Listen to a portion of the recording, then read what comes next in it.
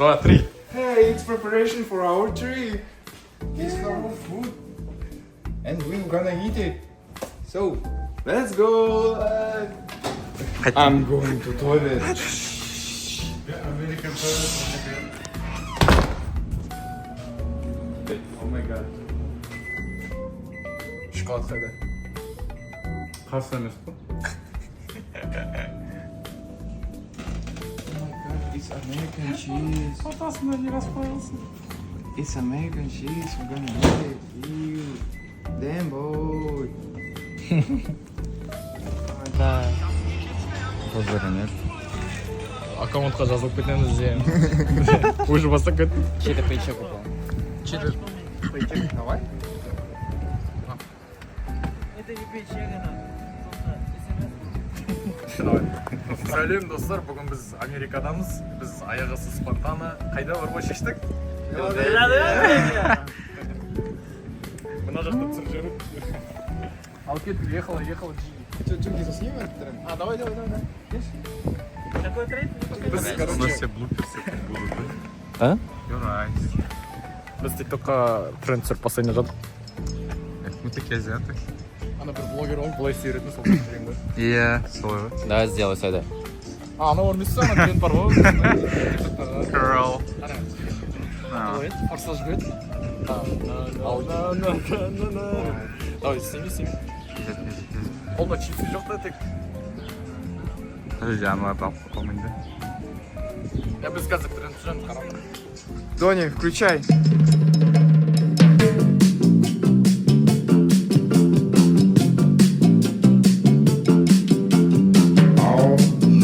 Машина! Let's go.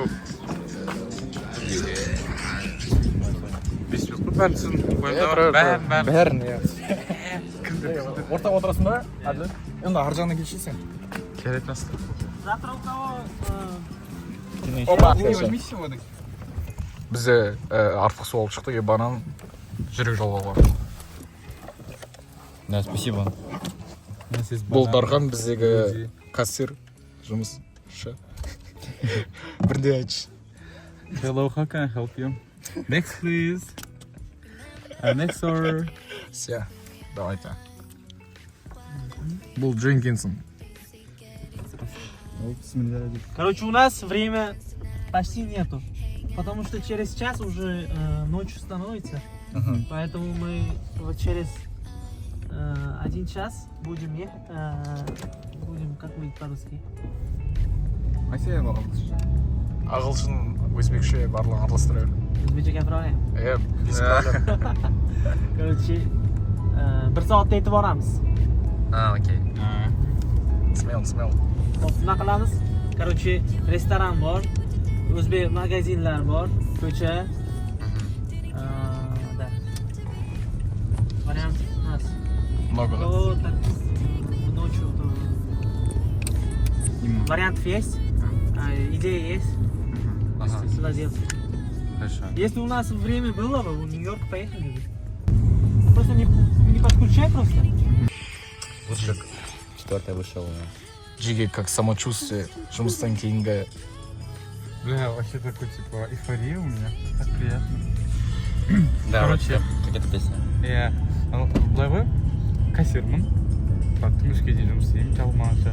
Аналар кетіп қалды, мен до сих пор істеймін, потому что пиццаны бәрін сатып тастау керек. Короче, солай. Бір күні дойып болған кезде жұмыс орнының бәрін көрсетіп аламыз. Разрешение берсе. Айбек, ішкі андай ощущение қалай? Ощущение. Самое чувство. И ұйықтағым келеді, но очень хороший. Да. Біздің тиктогымыз мұнай қарайық. Ой.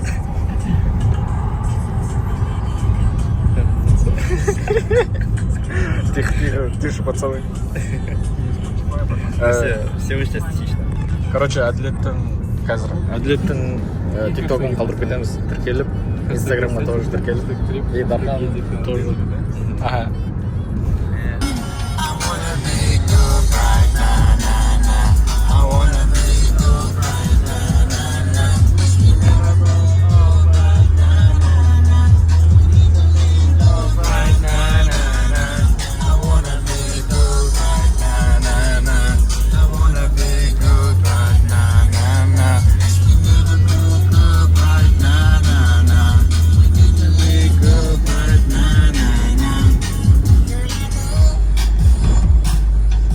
короче, июне пойдем в Six Flags. Да. Карточки. Когда будет? Ал, посмотрели поставим. Да, короче, сегодня едем в Филадельфию. Почему? Потому что у нас day-off. У Севы, к сожалению, не day-off. Он просто закончил работать пораньше. Едем по пути. Как это путь называется? Не знаем, короче, как эта дорога называется. Но, в общем, в целом едем. И ожидания от поездки очень велики. Хотим погулять. Там есть еще узбекские магазины. Хоть что-то близко к нашей культуре будет. Покушаем самсу. Наш любимый самсу. Ташкентский чай натуре. Мы соскучились по чаю. Этот вонючий чай уже нам запарил, который здесь продается. Ладно, типа... Они еще пили, короче, здесь чай без чайника. Да. Пили воду в сковородку. Короче, все пили его. Ну. Просто надо чайник купить, короче, закалывать. Ну, в целом, короче, американцы толком чай же не пьют. Весь чай, мне кажется, для аудитории англоязычной, то есть, имею в виду Англии. То, что вот они любят больше чая. И поэтому, короче, я не понимаю их чай. Он какой-то, знаете, с привкусом каким-то странным. Короче, сейчас мы едем туда попить чай, зиё подстричь, короче, погулять. В общем, Филадельфия, жди нас. Будем, короче, шуметь по-казахстански. Все, передаю телефон Талғат. Ал достар, біз деген негізі Америкаға қалай келгенімізді и қалай вообще мына жақта екенімізді барлығымыз біліп кетейік. Біріншіден біз Work and Travel программамен тапсырып, осы жаққа Tmo деген компания, Inter-Exchange спонсоры, біз сол арқылы келіп, осы жаққа тапсырдық. И мен 12-сі келдім. Нешесі келдім? 16-сы и тоже 17-сі. Где-то осындай майдың орталарында шамалында келдім. Бізде бір общий хаус, короче, 3 этаждық. И ол жақта тайский адамдар да бар, и тоже монголдар да бар. Қазір біз төртеуміз, мен, Әділет, Дархан, и біздің водитель Зио и Айбек. Кстати, біз позиция туралы айтып жіберейік. Менің позициям фастфуд крю, короче, мен кукингтің айналасында салат и шаурмалар жасаймын. И Әділет қазір Айскрим сейлс. Шаурма Айбек, короче, позиция бас персон. Қазір Нью-Джерси штатындамыз, Point Pleasant Beach деген сити дейді, сол жердеміз. И қазір біз Филадельфияға жол тарттық, қысқаша. И сосын қазір бізде Зио деген досымыз бар, Өзбекстан азаматы. И мына жерде Айбек, одан интервью алайын деп тұр. Ал, бастаймыз. Ассалаумалейкум, братан. Валейкум. Есімің кім болады? Да, есть. Зияфада. Зио, вот скажи мне, как ты пришел сюда вообще? Как ты здесь оказался? Я пришел прошлый год в Америке с J1 программа. Это когда ты в университете учишься, да? Потом ты можешь подавать такую программу, это Work and Travel называется. Я 3-й курс подал эту программу и вот пришел 1 год. И эта программа только 3 месяца будет, 3 месяца или 4 месяца будет. И я вот когда прошел 3 месяца, и я поменял мой статус на F1. Я подал на университете. Вот сейчас в университете в Нью-Йорке учусь, и вот работаю вот 2-й раз вот Дженкинсон, вот тут в ресторане вот пришел. Да. Так. Ну, вообще, в целом, как ты оцениваешь свою жизнь в Америке? Как тебе нравится? Мне очень нравится, поэтому я остался тут. Вот и работаю. И недавно я купил себе машину, вот Toyota Prius, это очень экономный. Если вы планируете купить машину, я вам советую это Toyota, очень хороший, вот, легендарный, экономичный машина. Еще и леворульная, да? Вот, слева руль, очень удобно. Все машины... А есть же праворульные тоже машины, знаешь? В Америке? Да вообще в целом. Ты не водил никогда праворульную машину? Праворульные машины только в Индии и вот Англии или Австралии тоже можно встретить. Ну у нас в Казахстане часто такие встречаешь. Да? Да. Ага, да. Ну вот в целом. Расскажи мне, где ты сейчас живешь? Где ты подрабатываешь? Сколько получаешь? хватает ли тебе на жизнь этого в целом? Да, да. Сейчас я в сезоне вот в ресторане работаю. Вот когда я прошлый год пришел в этот ресторан. И второй раз вот в сезоне хотел работать. Вот. У нас ресторан в курортной зоне. Там, короче, все вот в Нью-Джерси очень популярное место это. Ага. Вот там бастером и вот как официантом работаю. Ага. Там, помощник официанта, короче. Ага. Да, вот хорошо, вот работа хорошо, коллеги хорошие, вот жизнь, вот жить, они сами дали вот квартиры, Ага. вот, квартира вот стоит вот $700 в месяц. Ага. Ну, нормально жить. Вот Америка очень... Вот Америка, Нью-Джерси мне очень нравится, потому что вот, хорошая погода, Ага. многие вот лесы, вот люди хорошие, у них разговоры. Вот, Ну, вот как раз таки у нас леса, да? да, да. Вот так. Так жизнь. А еще мы работаем с тобой вместе возле океана прям Атлантического, да? Это тоже очень классно, по идее. Да, да. Вот у нас в ресторане сзади, задней стороне, вот как пляжной стороне, там есть у нас как будет это? Бич. Бич? Не-не-не, я имею в виду вот концерт будет, Ага. место, которое концерт. Кто? А, диджей, Диджей вот вчера вот пришел звезды, звезды вот хорошие вот, как это было. который симфони, да, поет? Я позавчера вот пришел же вот хороший вот певец Зара Ларсон, Ага, да? да, Зара да. Ларсон Да, да, и Лил Джон. Лил Джон кто знает? Вот Нет. хороший певец вот пришел. А, кстати, Инстаграмда байқағанмын, в Инстаграме они все отмечают вот эту, знаете, человека, и потом показывают сторис и так далее. Да. Вот так. Вот 1 год уже живу, работаю, учусь. А вот сейчас вопрос такой. Вот часто слышал то, что Work and Travel программа это больше как слейвинг, то есть, ну как будто рабство. Ты согласен с этим? Как это?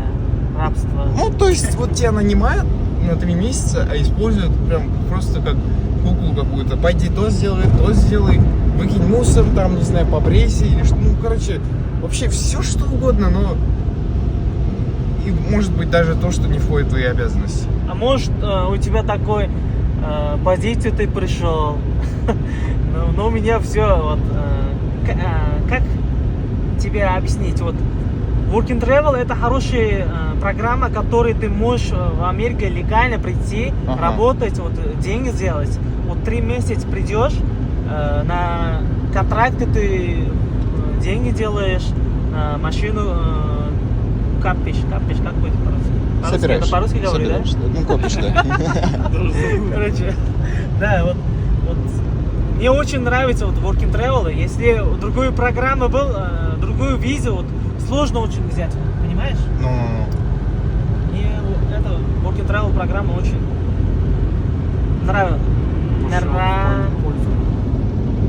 нравится, короче. ну, в целом ты не согласен, да, получается, с тем, что это как больше рабство? Нет.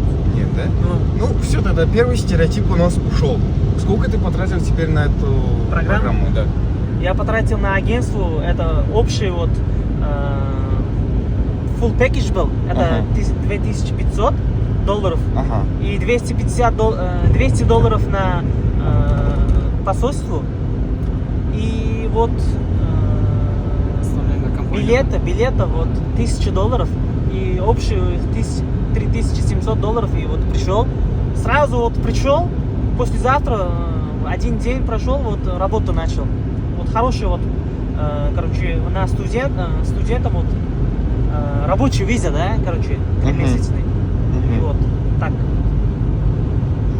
Ну, в целом, по твоему виду, можно сказать, то, что тебе нравится Work and Travel программа, и в целом ты не жалеешь о том, что поступил сюда, то есть приехал сюда, прилетел. Скажи, сколько у тебя заняло, чтобы накопить на такую машину? Машина у тебя для казахстанских мерок, ну, для мерок СНГ, по идее, ну, не сказать, что прям фигово. можно сказать, даже, ну, среднего достатка. Человек может Да, себе вот. позволить такое. В Америке машина очень дешевле. Ты можешь найти $1000, тоже можешь найти машину, но он в плохое состояние будет. Но не плохое состояние, вот через 2 месяца, 3 месяца он будет бузулуп қалмақ, неме еді, Ну, сломаться будет. сломаться может. будет. Вот.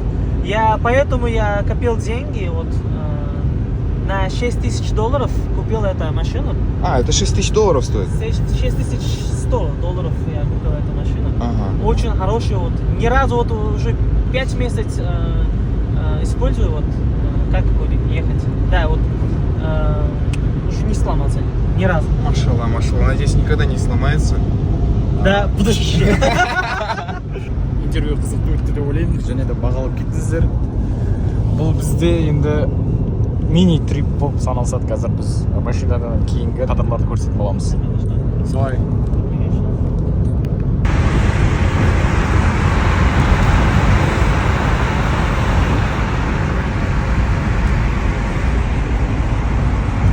У нас в Америке платные дороги есть, вот, которые в этой. Ты будешь просто так езжать. Твой вот здесь есть, как будет этот чип. Вот он снял уже. Номер снял. Вот он $2, $3. Некоторые дороги вот $15-20. Вот. В Нью-Йорке как будем езжать, там $30-40 там дороги очень дорогие. Есть дороги. Думаю, вот в СНГ, Казахстан, Узбекистане такие платные дороги нет. Есть платные дороги между городами, но там не выходят такие $30, типа. А там выходит максимум 2000, 5000. Ну, в зависимости от машины еще. Если легковая, то выйдет там 1000 тенге, может быть.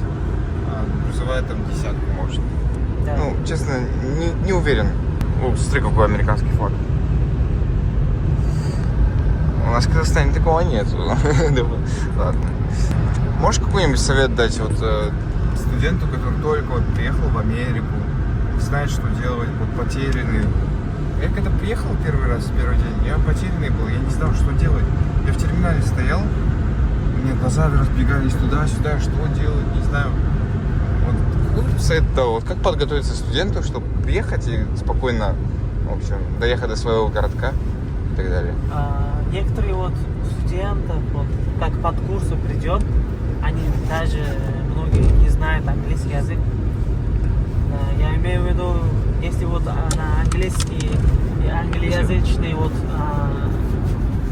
город приезжаете, Америка или Англия, другие, просто знаете, как говорить, короче, не знаю, мне вариант уже не придет.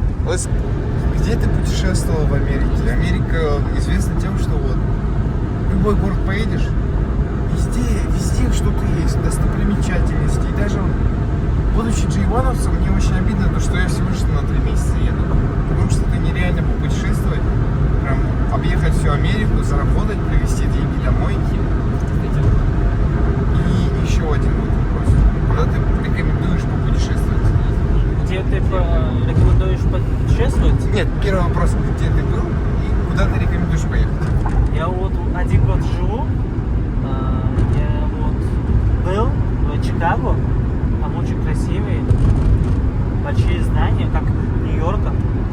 Там я был, одно знаменитое место там, знаю, вот, это Кевина дома, Ага. один дома, да? Ага. Вот очень хорошее место. Вот. Каждый вот, день, вот, 2-3 раза был в этом доме. Люди, туристов вообще много. Я даже не думал, вот многие любят это кино. Вот уже прошло 30 лет, много. Хороший. Вот еще я был в Нью-Йорке. Там большой Нью-Йорк. Везде вот хорошее место видеть. Я уже 5 раз, 6 раз был, но почти ничего не видел. Понимаешь, короче, большой город, все есть вот. Да, так. Мне очень нравится вот Нью-Йорк. Советую вот в Нью-Йорк в первую очередь прийти. Да. Ну, окей, в Нью-Йорк. Ты был в Нью-Йорке. Где ты, в каких еще штатах ты был? Нет, все. И в Филадельфии, вот, который вот узбеки живет, там все узбеки, вот, махалля, улица, вот, ресторане, все узбеки, поэтому часто я езжаю.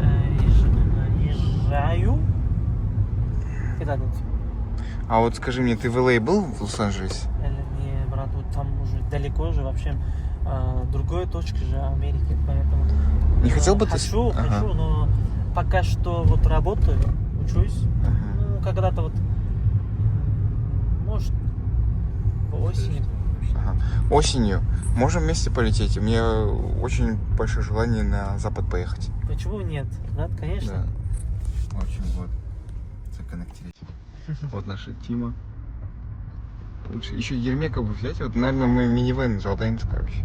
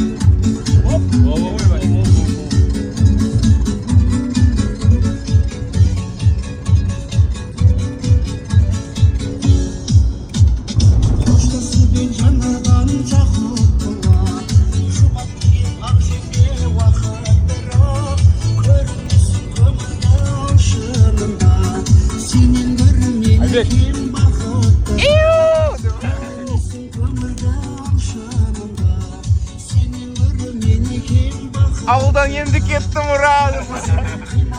Кого-то не уезжали в Казахстан.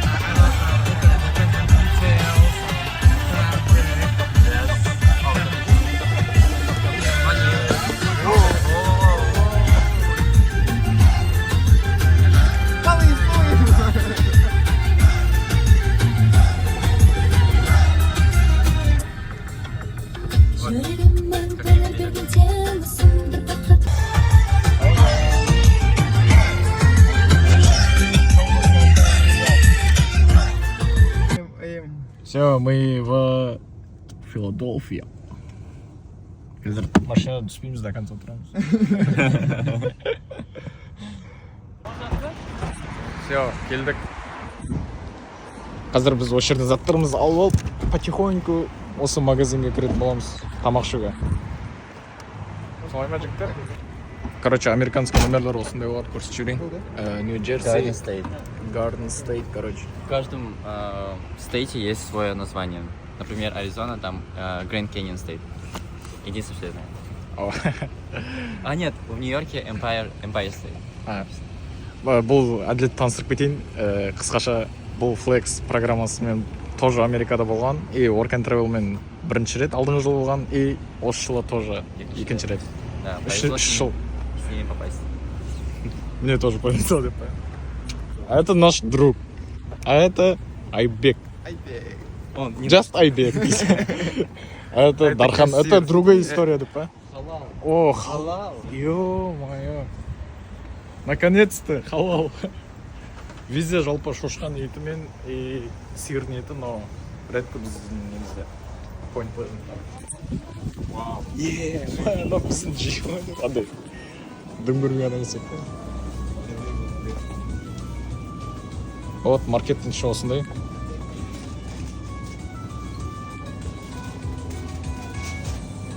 Осы жерде бағалар жазылып тұр. LB деген бір LB қанша килограмм сонда? Аленка.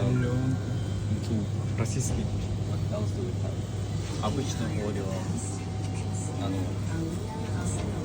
Қазір біз Қытай мини обзор түсіретін болған ішіне. Кефирді сағындым ғой деп па, айрандарды. Нежность. Осындай заттар бар екен, Вау. 2 апта бойы көрмеген заттарды алғаш рет көрсем. Сладкая картошка. Я обожаю сладкую картошку. Пирожная картошка. А был что здесь? Потом кастаньи ебать дорого стоит. Қай жерден қарап отыр? $2 дей ма? Или соның асты бір дей ма? Нет, это пингвин. Ну, короче, ждешь. Тут капец, оказывается, продукты можно закупить, фрукты, овощи. О, и как раз чай можно взять, Липтон. Қайда? Ё-моё, 2 апта. Давай. Я, короче, попробовал его сегодня, нифиговый, как кастань. И Ахмад-ти даже есть, да? Онда брендтер базары көп екен. Может, здесь даже наш есть? Сейчас, может, не торопиться, не брать его? Да, вряд ли. Аналар тәттілер алып отыр. Біз шай іздеп отырмыз, себебі 2 апта бойы шай ішпедік. Дұрыс. Якобс. Кетіп дальше бар ма? Қара жүрейін. Музыка тоже, мелодия жақсы. Прикинь, колбаса бар. Да ну, Чё там? Сет, чё там деп па? Қандай колбаса екен? Head and Shoulders. Colgate. Guys, вы нашли ролл? Мына жақтан мындай бар екен. Типа лаунж сияқты бар ғой, лаунж. Таңдауға отыр. Вот, что мы и хотели деп. $6 дей ма? Килограмм. LB. То есть, осындай тамақтар бар екен. И тоже манты бар. Ет. Окорочка там. Соны айтам. Сағындырған ет кеп па. Мына жақта салаттар бар екен мына жақта. О. Қайсы? Давай покажем. наверное, алмазов. Хотя бы 5 килограмм че. Вот жалпы. Короче, бізде осындай ет $23 и Қырғызстаннан келеді. Қырғызстаннан келген. Мұнда көбіне шошқан еті болғаннан кейін редко кездестіресің осындай нелерді, еттерді. Қырғызстаннан келген ет екен. Все, рахмет.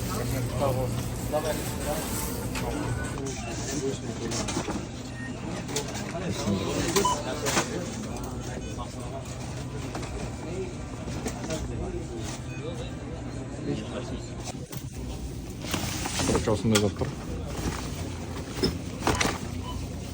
Рахмет.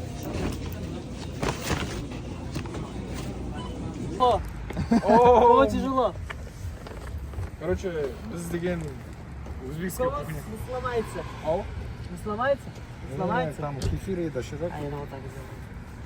Короче, біз ет алдық. Нені етеді? Сиырын етін, а? Я, походу. Сиырын етін.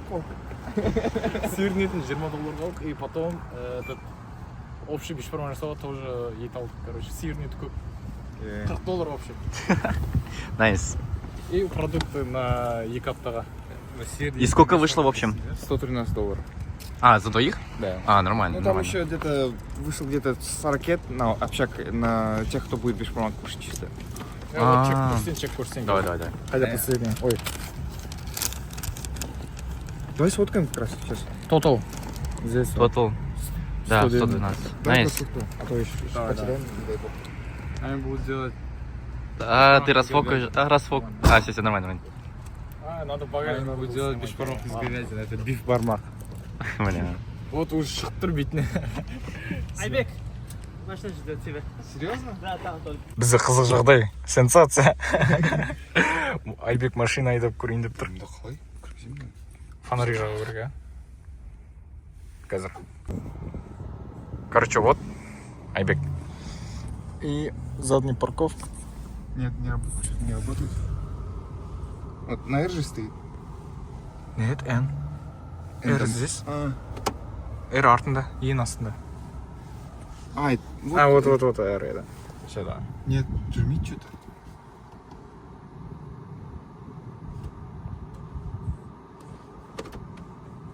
Жоқ, қызып тұр, бәрі нормально.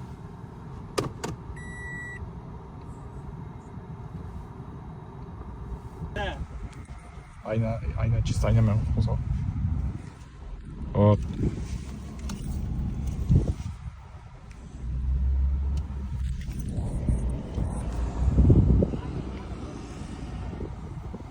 Посветись, да? Ё. Почему не едет? Не, второй. Не, второй. Сюда? Еще. Все. Я и чуть-чуть, еще один. Давай. Потом будет, да. Мастер-класс аяқталды.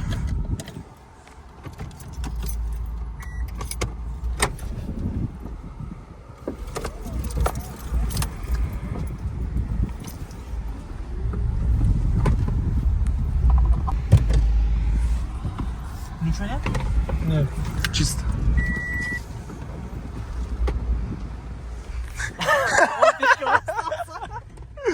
Хотя отырғызып отыр ғой. Блин, не додумались. Сори, Айбек.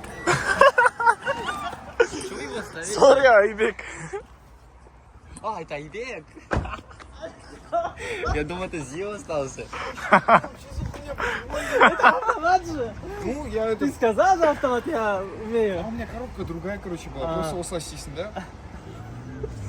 Ну, хорошо, давай.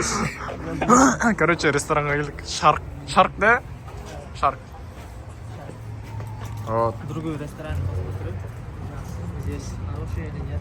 Ішінде біз обзор жасаймыз, мини-обзор, менюға да тоже обзор. И попробуем еду ғой, если ұнаса. И оценим. Чему как алкаш, рука трясется? Го? У меня. Нормально. Короче, 0-дан 10-ға дейін біз баға беретін боламыз, сондықтан бізбен бірге тамашалаңыздар. Еще этот comparison сделайте с Дженкинсом. Ол. В натуре. А, да, конечно. Короче, жұмыс орнында тамақпен, мына жақта тамақта. Шарп. По-любому, мынау Лозанников тұр ғой. Уже Өзіміздің многообещающий. туалет есть? Еще свой туалет есть? Нет. Да, нет. О. Как сказать? Так красота. Как?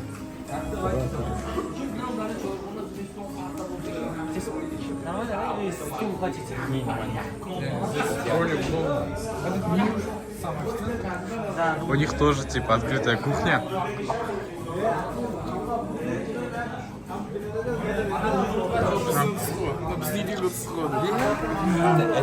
Это посуда в каждой казахской семье. У меня есть 2 комплекта этого. Когда мы сделали новоселье, нам все принесли это.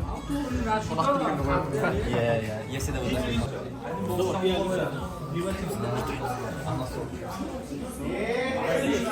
Немістен жоғары өзбекстік кухня бар екен бізде. Филадельфиядағы Че? Туғалдан туған сияқты отырған жоқтар. Реально. Свободное место есть, и он это Айбек оставил. Айбек на это Айбек главный ведущий. По-любому. По-любому. Туалет — это моя экспертиза. Я выключу, да? Заходим в туалет.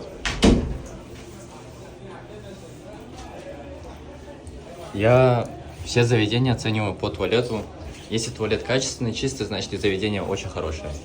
Значит, зеркало супер чистое, мыло, ну почему-то кран течет, ну нормально. Опять мыло, paper towels, ну урна, туалет супер чистый, Guys, everything is so good. Значит, даем 10 из 10. Ну ладно, 9 из 10, потому что здесь кран течет. А так все идеально. Короче, бізде меню келді. Ішетін ештеңе жоқ па? Типа чай ма? Все есть, но отдельный меню. 1500 тенге, guys. Ура! Короче, меню осындай. Басынан көрсетейік. Мынау салаттар. Бізде цезарь салат қанша онда? Охуеть, бәрі дорого.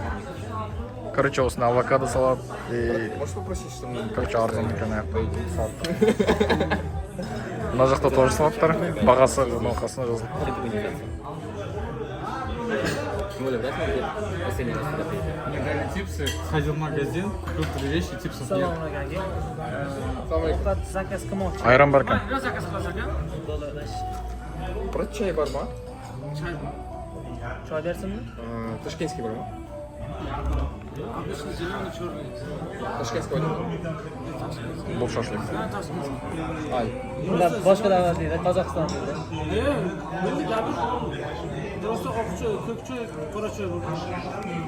Oğlum, menga bitta osh shagi. Osh yo'qda. Shu yapalım mı? Нет, в другом меню видим. Osh yo'q ekan. К сожалению, мы ушли, так и не сняли обзор, потому что, оказывается, у них закончился плов. А мы хотим именно попробовать ташкентский плов. И нормальный тамақтарды бәрі біткен. Да, да. Ну, видимо, закрываются. Плов хаус дегенге бара жатыр.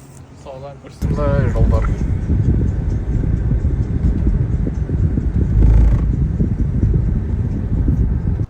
Мой ученик.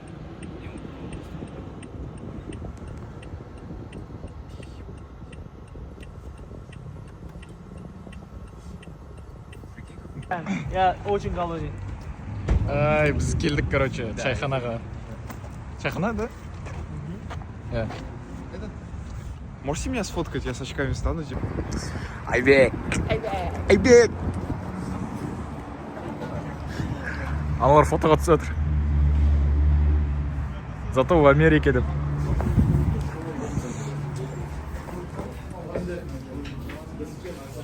Біз осындай ішкіз. Қайда отырамыз? Осы жерге? Да, біреу хотя біреу отырған сияқты. Түсірейін сізді. Анда самсы 3.49, анда 2.99 болған, иә. Бірақ мұнда үлкен размерінде походу. Wait, guys, I don't see any плов here. Вот. А, все.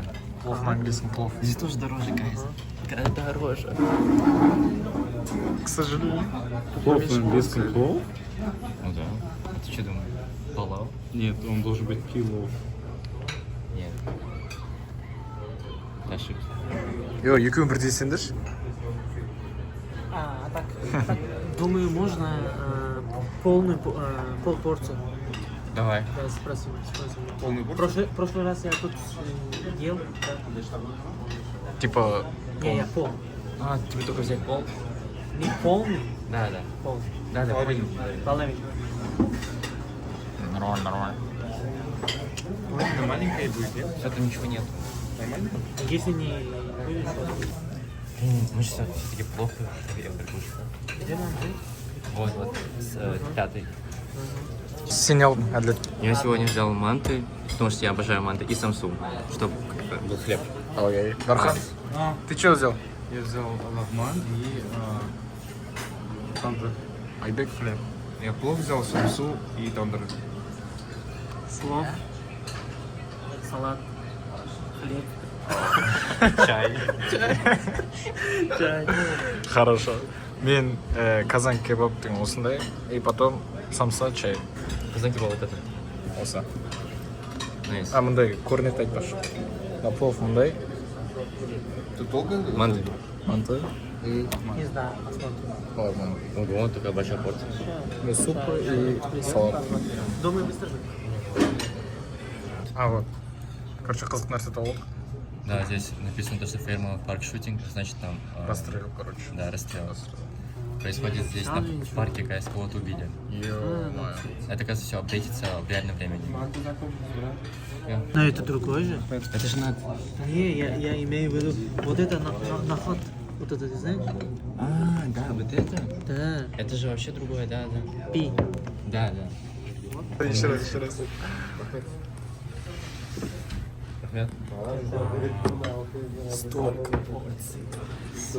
That's the American size, guys.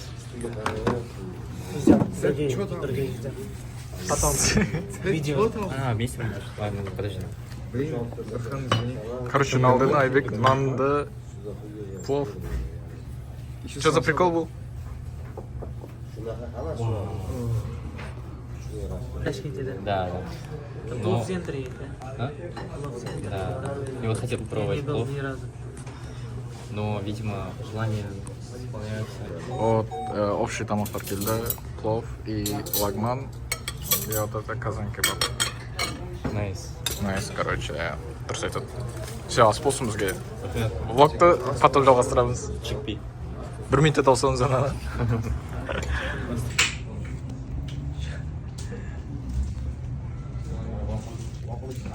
Зиянын инстаграмға закіреміз тілек қойдыңдар. Өзінің инстаграмына контент түсіріп жатыр. Мен камера өшірсем, ол, короче, түсірсем, ұялады. Жақсы.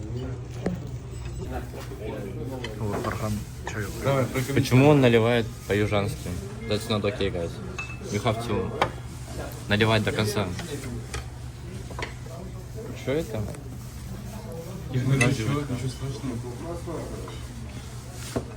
Қандай шай просто зеленый, Өзіне қараш қылық үй алдым. Қайсы қандай? Қараш толтырып құйалды өзіне.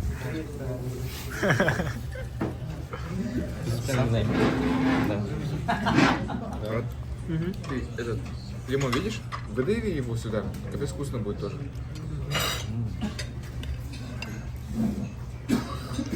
Осыны енді сентябрьде жейміз бе енді, үйге барғаннан кейін. Короче, әділет басында жаңа пловты жеймін, проханца, мынау деп. Я- Смотрите. Только половина смог съесть. В Ау, то время как... Профессионал показал. Я говорю, нагет сказать. Узбек. Молодец. Чистый узбек. Мощно проиграл.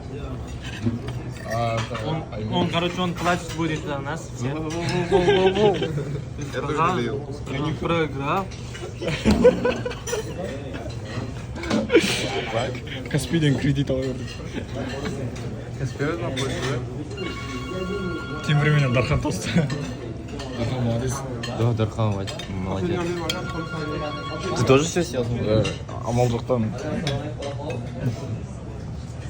Все, Держи, осылай. можно с собой забрать, да? Да. Екі күн жейсің бе деп па? А тебя нельзя. Тебя нельзя вообще. Шай осындай. Я больше всего обожаю нутси. Тоже нормально. Чик-пик. В следующий раз О, только там. нутс будем заказать тебе. А? В следующий раз только тебе нутс будем заказать. Дура, все дура, Москва.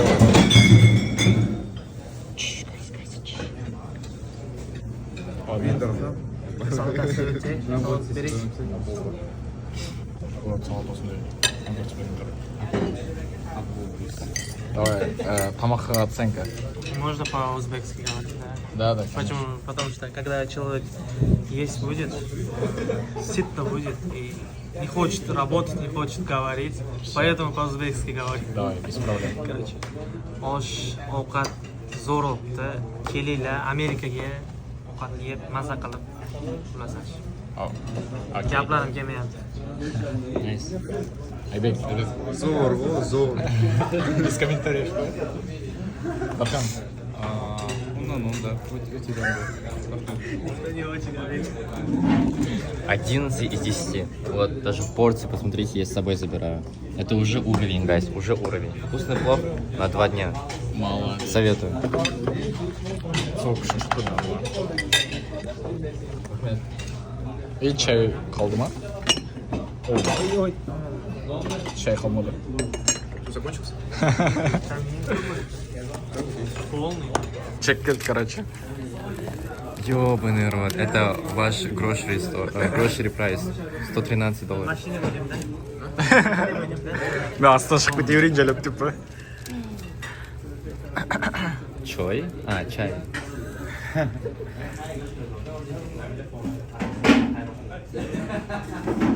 Не говори, чай не едет.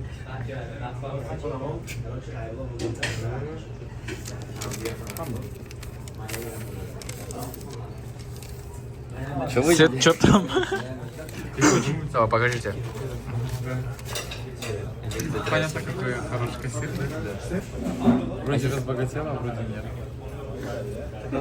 Покажи. Кэш трэш.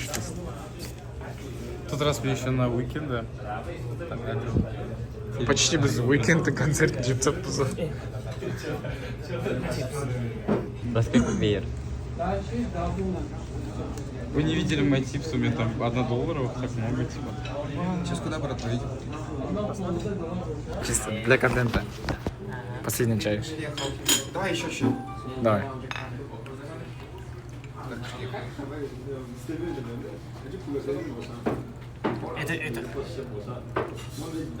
Это не алкоголь же, вот мы так и сделали.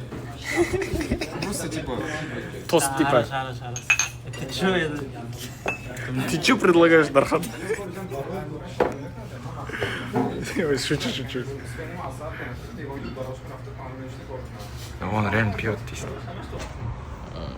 Аризон халал магазин. Бірден алдыңдар ма? $20 десең. $2. Как та женщина. Ты видел? Какая? Мем. А, там Типа крутая. И вот так вот. Типа там крутая, типа блин. Типа крутая будет, приходи, крутая вечеринка и типа вечеринка. Да.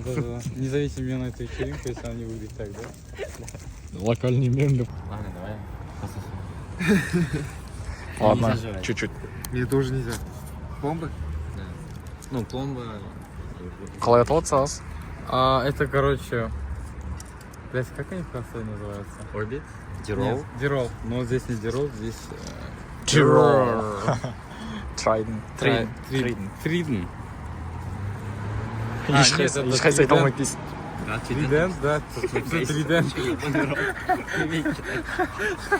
Что, талапқа сен салып кешіңдер енді? Мен очкисіз тұрмын деп. Очки, бля. Что там, пацаны? Сет, что там? Что там? Филадельфия суши, не қалай. Что там, ключи давай.